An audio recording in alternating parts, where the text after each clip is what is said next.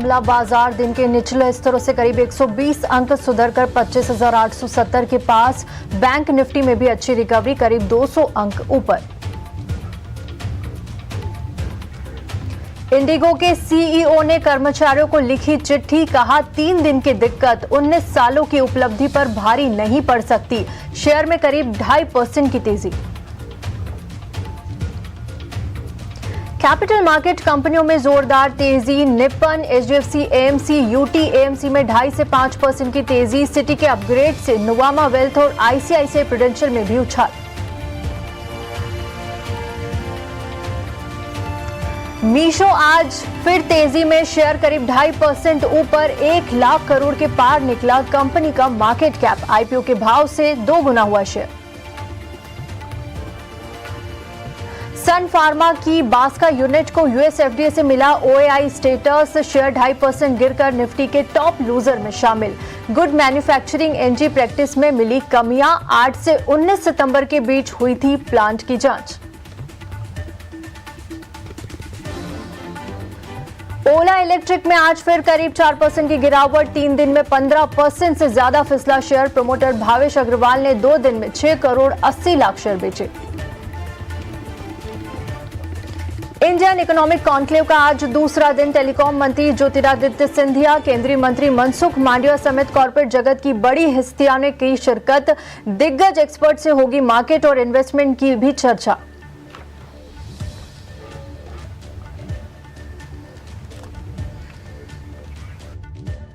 बाजार कारोबार करता हुआ नजर आ रहा है।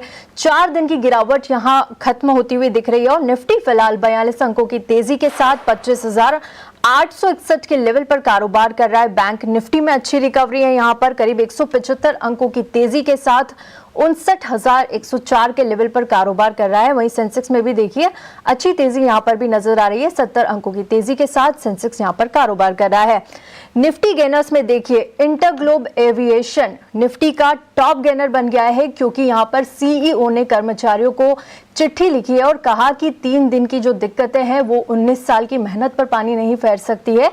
उसकी वजह से इंटरग्लोब एविएशन में 2.5% की तेजी है। हिंडाल्को देखिए करीब 1.5% की तेजी के आसपास कारोबार करता हुआ। मैक्स हेल्थ में करीब 1.5% के आसपास की तेजी नजर आ रही है। टीसीएस भी अच्छी तेजी के साथ यहां पर कारोबार करता हुआ और इन्फोसिस में भी करीब 1.25% की तेजी आप देख सकते हैं। निफ्टी लूजर्स की बात कर लेते हैं तो देखिए आज फार्मा और ऑटो शेयरों से थोड़ा सा दबाव दिख रहा है।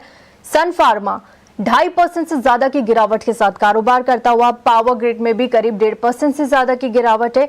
एमएनएम की बात करें तो यहां पर भी 1.25% से ज्यादा की गिरावट इस वक्त देख सकते हैं। बजाज ऑटो में 1% से ज्यादा की गिरावट। एनटीपीसी में भी 1% से आसपास की गिरावट यहां पर नजर आ रही है। सेक्टर्स देख लेते हैं, कौन से सेक्टर्स आज बाजार को मूव कर रहे हैं और कौन से सेक्टर्स आज ब्रेक कर रहे हैं। तो इसमें IT, financial services, oil and gas में अच्छी तेजी है जो बाजार को मूव कर रहे हैं, और वही जो ड्रैग कर रहे हैं उनमें ऑटो एंसिलरीज और ऑटोमोबाइल सेक्टर से साथ ही पावर और हेल्थ केयर सेक्टर से बाजार को यहां पर दबाव मिल रहा है। एक बार देख लेते हैं मार्केट ब्रीथ इस वक्त जो है उसमें 1195 शेयर्स यहां पर हरे निशान में कारोबार करते हुए और 1638 का डिक्लाइन का आंकड़ा यहां पर आता हुआ नजर आ रहा है। चलिए ये हो गई बाजार की बात, मैंने पूरा अपडेट आपको दे दिया है। लेकिन इस वक्त हरीश जुजारे हमारे साथ बने हुए हैं। हरीश जी, 4 दिन की गिरावट के बाद अच्छी रैली यहां पर नजर आ रही है। गिरावट के साथ ही यहां पर शुरुआत हुई थी लेकिन अब डेज हाई के आसपास बाजार पहुंच गया है। किस तरह से देख रहे हैं आप बाजार की चाल को? दीप्ति जी, बिल्कुल जैसे आपने बताया, मार्केट में 2-3 दिन के इक्वाली के बाद हमने एक रिकवरी देखने मिल रहा है, जहाँ पे अगर नोटिस कर सकते हैं कि जहाँ पे एफआई का कॉल पुट रेशियो जो है वहाँ पे लॉन्ग शॉर्ट पोजीशन वो 90 के ऊपर जा चुका है। तो उसके चलते वहाँ पे कुछ भी अगर शॉर्ट कवरिंग आता है तो मुझे लग रहा है कि जो करंट रैली है, जो शॉर्ट टर्म रैली है, और थोड़ा एक्सटेंड हो सकता है ऊपर की ओर। मुझे लग रहा है कि 20 डे मूविंग एवरेज का 26,000 का हर्डल बना रहेगा। हो सकता है कि वहां तक स्टॉक इंडेक्स में उछाल देखने मिल सकता है। और आज सेंसेक्स की एक्सपायरी है वीकली, उसके चलते वॉलेटिलिटी भी बनी रह सकती है। ओवरऑल मिला है सपोर्ट्स के आसपास है निफ्टी, तो एक उछाल ही एक्सपेक्ट कर सकते हैं यहाँ से और 26,000 तक निफ्टी के लिए ऊपर के लेवल तक। ठीक है, ये तो हो गई बाजार सेटअप की बात, लेकिन अब अपने पहले कॉलर को जोड़ लेते हैं। पुष्पा डूंगरवाल इस वक्त हमारे साथ जुड़ गई है। हाय, गुड आफ्टरनून पुष्पा, कहाँ से बात कर रही हैं आप और क्या सवाल है आपका? दीपक नाइट्रेट है एट द रेट ऑफ 1950 जी। वो मेरे को बना रहना चाहिए 1 ईयर के लिए। आपका नजरिया क्या है दीपक नाइट्रेट पर? हाँ, मेरा नजरिया 1 ईयर का है। 1 ईयर का, ओके। हरीश जी, इनके पास दीपक नाइट्रेट के 10 शेयर 1975 की इनकी बाइंग है और फिलहाल 3519 का इन्हें नुकसान हो रहा है। इनकी बाइंग है 1975 की और 1622 के लेवल पर फिलहाल कारोबार करता हुआ। आज के सेशन में करीब 1.5% के आसपास की तेजी है, लेकिन पिछले एक साल में तो 38% से ज्यादा ये गिर चुका है। एक साल का नजरिया ये रख रहे हैं, क्या करना चाहिए इन्हें दीपक नाइट्रेट पर? यहां से निकल जाए या थोड़ा वेट करे, अच्छे लेवल्स दिख सकते हैं? बिल्कुल, अगर देखा है तो देखिए केमिकल स्टॉक्स में कहीं ना कहीं हमने लगातार गिरावट देखने मिल रहा है। उसमें से अगर बहुत चुनिंदा स्टॉक्स में थोड़ा मोमेंटम है, लेकिन अगर दीपक नाइट्रेट की बात करते हैं, बिल्कुल लगातार एक डाउन ट्रेंड में है। ऑलमोस्ट 2024 से लेकर लगातार स्टॉक प्राइस का कंटिन्यूसली डाउन ट्रेंड में देखते नजर आ रहा है। तो एक इमीडिएट सपोर्ट्स थे, स्ट्रॉन्ग सपोर्ट 1670 1680 के आसपास, तो वो लेवल जो है रिसेंटली ब्रेक डाउन दिया था स्टॉक प्राइस। मुझे लग रहा है कि यहाँ पे एक स्ट्रक्चरल ब्रेक डाउन है, तो फिलहाल के लिए मुझे लग रहा है कि यहाँ पे एक छोटे से पुल बैक रैली बिल्कुल देखने मिल सकती है, लेकिन जो भी है 1700 तक की मुझे ऊपर के लेवल नजर आ रहे हैं। तो अगर ये लेवल अगर मिल जाते हैं, मुझे लग रहा है कि इनको एक बार शॉर्ट टर्म एग्जिट कर सकते हैं पोजीशन और फिर से एक बार रिविजिट कर सकते हैं। तो फिलहाल के लिए मुझे लग रहा है कि एक शॉर्ट टर्म में बिल्कुल बाउंस देखने मिल सकता है, लेकिन लॉन्ग टर्म में चार्ज के देखा है तो स्ट्रक्चरल ब्रेकडाउन है, तो उसके चलते जो भी उछाल आता है वहां पे एग्जिट कर सकते हैं इस स्टॉक से। ठीक है, लॉन्ग टर्म का आउटलुक यहाँ पर अच्छा नहीं है, लेकिन अगर आप शॉर्ट टर्म के लिए देख रहे हैं तो एक अगर यहाँ पर राइज आता है शेयर में तो यहाँ पर एग्जिट की सलाह आपको मिल रही है दीपक नाइट्रेट पे। चलिए बढ़ते हैं आगे और वेंकट राव हमारे साथ जुड़ गए हैं। हाय वेंकट, कहाँ से बात कर रहे हैं आप और क्या सवाल है आपका? Good morning. I am from Venkat Rao from Hyderabad. Yes. I want technical advice for these shoe shares. I purchased BHEL shares at 310 rupees, 630 number, Okay. and Divis Labs at 6810, 6810. Okay. Please, I am in loss. Please kindly, at what price can I average more quantity? Please kindly guide, please. Okay Venkat, आपके सवाल का जवाब जरूर देंगे। हरीश जी, इनके पास 2 share है, BHEL भेल के 630 की क्वांटिटी में शेयर्स है और 310 की इनकी बाइंग है। उसी के साथ डीवीज लैब के इनके पास 800 की क्वांटिटी में शेयर्स है और 6810 के रुपए पर इन्होंने खरीद रखे हैं। भेल में इन्हें थोड़ा सा नुकसान होता हुआ यहाँ पर नजर आ रहा है, करीब 22,000 से ज्यादा का नुकसान ये झेल रहे हैं। अगर भेल की बात करें तो आज भी देखिए 1.25% से ज्यादा की गिरावट यहाँ पर नजर आ रही है और पिछले 6 महीने में मामूली 9% से ज्यादा के ही रिटर्न यहाँ पर देखने को मिले हैं। साथ ही डीवीज लैब पर भी राय रखिए, 800 की क्वांटिटी में शेयर्स है, 6810 के लेवल पर इन्होंने यहाँ पर खरीदारी की थी और फिलहाल 6390 के लेवल पर शेयर कारोबार कर रहा है। एक हो गया है डिफेंस से और एक हो गया है फार्मा से, क्या राय होगी दोनों शेयर्स पर? ओके, पहले अगर BHEL की बात करते हैं, जहाँ पर देखा जाए तो देखिए रिसेंटली हमने एक अच्छा खासा रैली देखने मिल रहा था BHEL में लास्ट 3-4 हफ्ते पहले। तो मुझे लग रहा है कि यहाँ पे एक हायर टॉप हायर बॉटम का स्ट्रक्चर इंटैक्ट है और चार्ट स्ट्रक्चर पे देखा है तो लॉन्ग टर्म चार्ट पे अभी भी स्ट्रेंथ दिखाई दे रहा है। तो इमीडिएट रेजिस्टेंस था जो 270 का वो क्रॉस कर चुका है, उसके ऊपर होल्ड कर रहा है। मुझे लग रहा है कि इनको बने रहना चाहिए बिल्कुल। हो सकता है थोड़ा हल्का सा नुकसान है, लेकिन मुझे लग रहा है कि चार्ट स्ट्रक्चर अभी भी तेजी का ही है। तो अभी फिलहाल के लिए एक सपोर्ट की बात करते हैं, पहले का सपोर्ट 270 है, अगर इसके नीचे भी चलता है तो नेक्स्ट सपोर्ट जोन 255 के आसपास है। ये दोनों सपोर्ट्स को ध्यान रखना चाहिए और उनको बने रहना चाहिए। अगर डिप्स आता है तो बिल्कुल यहाँ पे थोड़ा बहुत एवरेजिंग कर सकते हैं। ओवरऑल चार्ट स्ट्रक्चर के हिसाब से देखा जाए तो लॉन्ग टर्म में मुझे लग रहा है कि 320 से लेकर 330 के लेवल्स भी देखने मिल सकते हैं जो प्रीवियस ऑल टाइम हाई है। तो मेरा राय यही है कि थोड़ा टाइम के लिए बने रहना चाहिए BHEL में। तो डिप्स आता है तो वहां पे बिल्कुल एवरेजिंग कर सकते हैं। और दूसरा स्टॉक है डीवीज लैब में। डीवीज लैब में देखा जाए तो एक शार्प रैली के बाद एक कंसोलिडेशन में जा चुका है स्टॉक प्राइस, फिलहाल के लिए कंसोलिडेट कर रहा है, लेकिन मेजर की सपोर्ट्स के आसपास ट्रेड कर रहा है, जो कि सपोर्ट 6200 के आसपास है।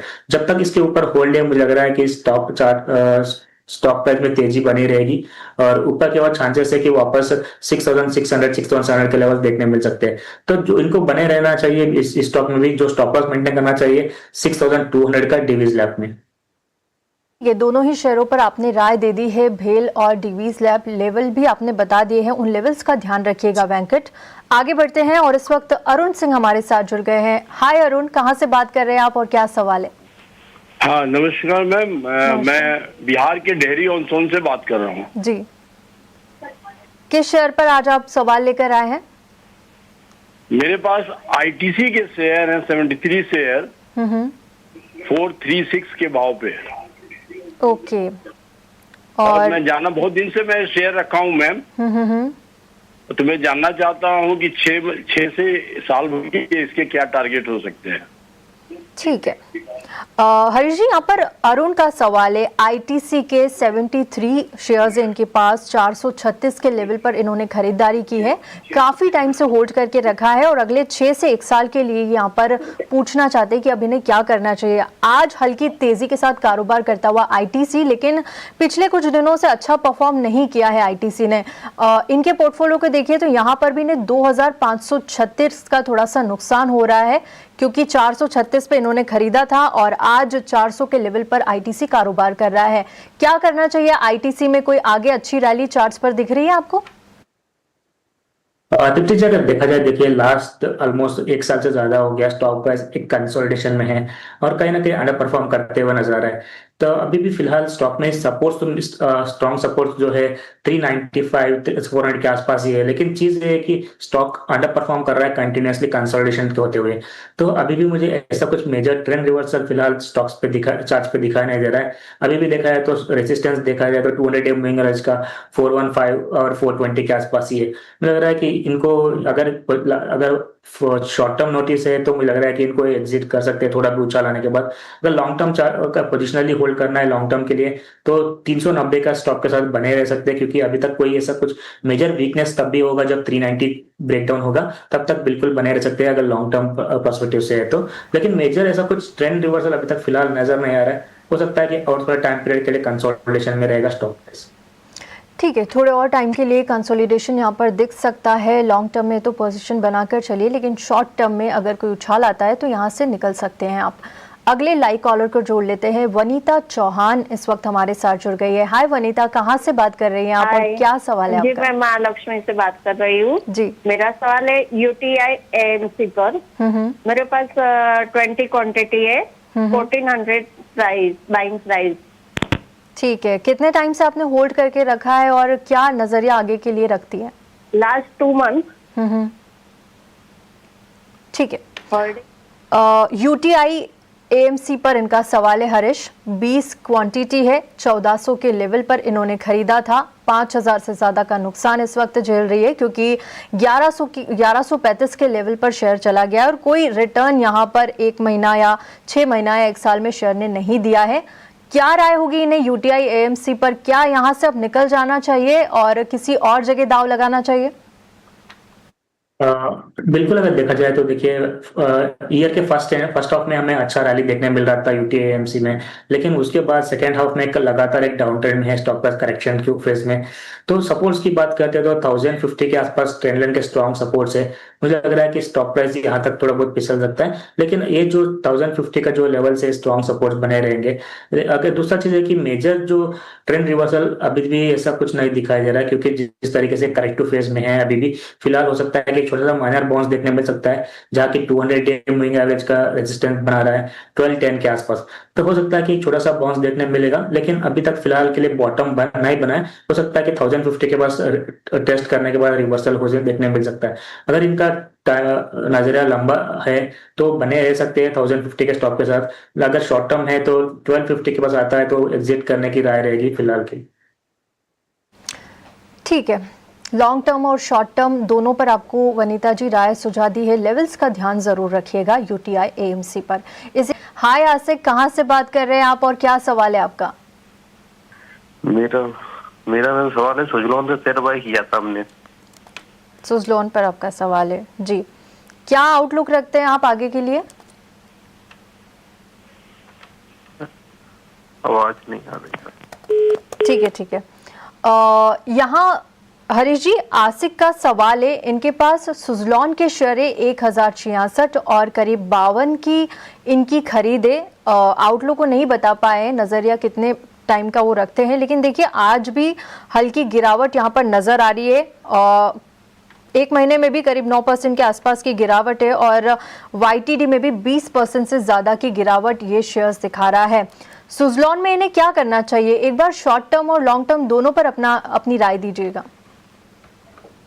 पिछली जगह देखा जाए तो सुजलॉन में लगातार एक डाउन ट्रेंड है। ऑलमोस्ट जून से लेके अभी तक देखा जाए तो स्टॉक प्राइस 72 से लेके 51 तक आ चुका है। लगातार एक डाउन ट्रेंड में देखने मिल रहा है।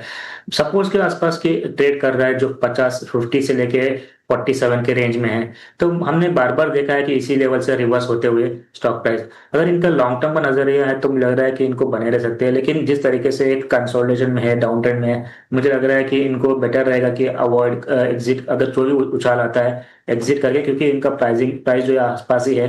तो इसमें से एग्जिट करके जो अच्छे स्टॉक्स है वहां पे इन्वेस्ट करें, क्योंकि ये स्टॉक में प्रॉब्लम क्या है कि स्टॉक में बहुत लंबा टाइम पे कंसोलिडेशन में चला जाता है स्टॉक प्राइस, और रिवर्सल तो टाइम लग सकता है और भी। तो हो सकता है कि सपोर्ट के आसपास बिल्कुल है स्टॉक प्राइस, लेकिन टाइम के हिसाब से मुझे लग रहा है कि और थोड़ा कंसोलिडेशन में हो सकता है स्टॉक प्राइस। ऊपर की ओर रेजिस्टेंस की बात करते हैं, 200 डे मूविंग एवरेज का रेजिस्टेंस जो है 55 और 57 के आसपास है। अगर ये लेवल्स कभी भी इनको मिल जाता है तो मुझे लग रहा है कि वहां पे एग्जिट का सोच सकते हैं और प्रॉफिट बुकिंग कर सकते हैं। ठीक है, आपकी खरीद भाव के आसपास ही फिलहाल ट्रेड कर रहा है, तो कोई भी छोटा मोटा राइज मिलता है तो यहाँ से आप निकल सकते हैं। सुजलॉन पे कई सारे ऑप्शन है जहां आप अपना इन्वेस्टमेंट लगा सकते हैं।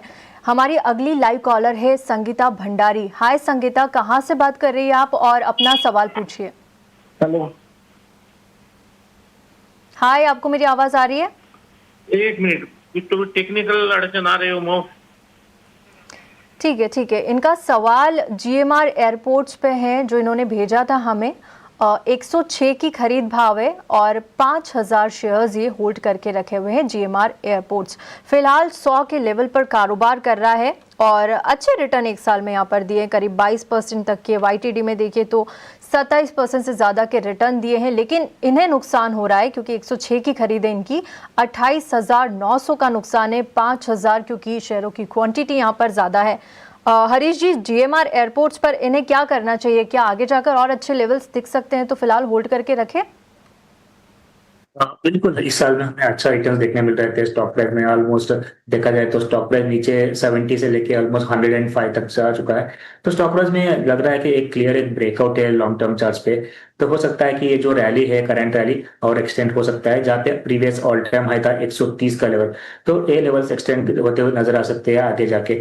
तो इनको बने रह सकते हैं फिलहाल के लिए, क्योंकि लेकिन जो स्टॉक है जो वोलेटाइल है, तो उसके चलते मैं इनको स्ट्रिक्ट स्टॉप लॉस का रिजन दूंगा, क्योंकि 90 का स्टॉप लॉस बने रखना चाहिए। जब तक 90 के ऊपर होल्ड कर रहा है स्टॉक प्राइस, मुझे लग रहा है कि इसका अप ट्रेंड बना रह सकता है और ऊपर की ओर 130 का लेवल्स देखने मिल सकते हैं GMR एयरपोर्ट्स में। ठीक है, GMR एयरपोर्ट्स में एक स्ट्रिक्ट SL आपको लगाना होगा 90 का। अगर आप वो लगाकर चलते हैं तो अच्छे लेवल्स यहाँ पर 130 तक के आपको मिल सकते हैं। फिलहाल होल्ड करके रखिए GMR एयरपोर्ट्स। इसी के साथ हरीश जी, आपका बहुत बहुत शुक्रिया हमारे साथ जुड़ने के लिए, बाजार पर चर्चा के लिए और हमारे सारे सवालों को जवाब देने के लिए।